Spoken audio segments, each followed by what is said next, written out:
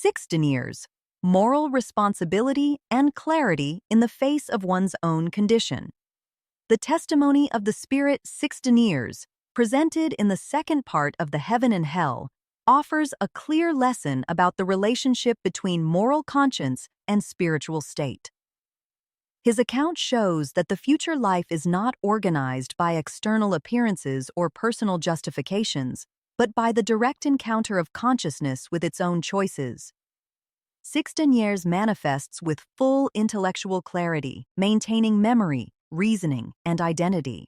However, unlike fully happy spirits, he demonstrates moral discomfort when recognizing attitudes and decisions that, although common and socially accepted in life, now reveal themselves as insufficient in light of a more awakened conscience.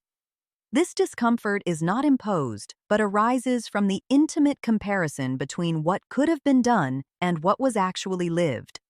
Modern depth psychology helps to understand this state. When consciousness expands its lucidity, mechanisms of self-justification lose strength. What was previously rationalized or minimized begins to be perceived with greater clarity. Suffering does not arise from punishment, but from the dissonance between recognized values and practiced attitudes. Spiritism clarifies that 6 deniers is not in extreme torment, but in a state of reflection and learning. He understands that he was not deliberately evil, but recognizes that he lived with excessive attachment to material interests and with little attention to broader moral responsibilities.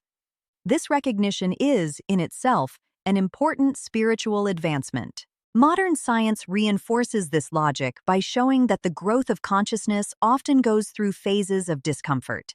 In psychology, maturation processes involve confronting limitations, reviewing choices, and letting go of illusions about oneself. This discomfort is not regression, but a natural part of inner evolution. Another essential point in 6 deniers' account is the absence of revolt. He does not blame anyone, does not see himself as a victim, and does not question the justice of life.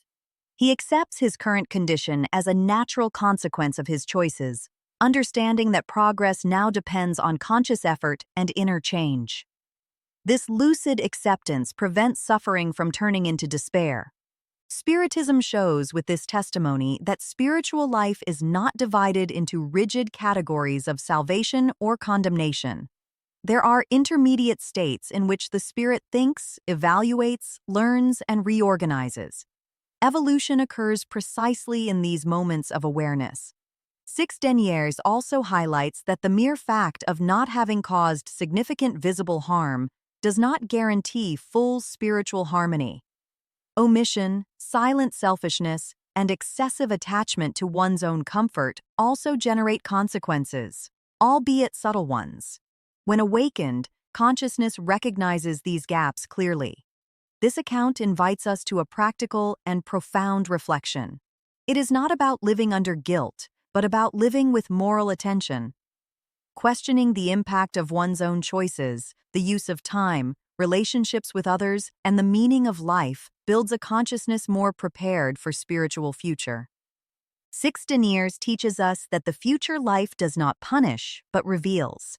It reveals who we were, what we prioritized, and how much we developed our moral consciousness. At the same time, it shows that there is always an open path to learn, repair, and move forward. If this testimony helped you reflect on moral responsibility and self-knowledge, like, share, and leave your comment. Your participation helps this message reach more people.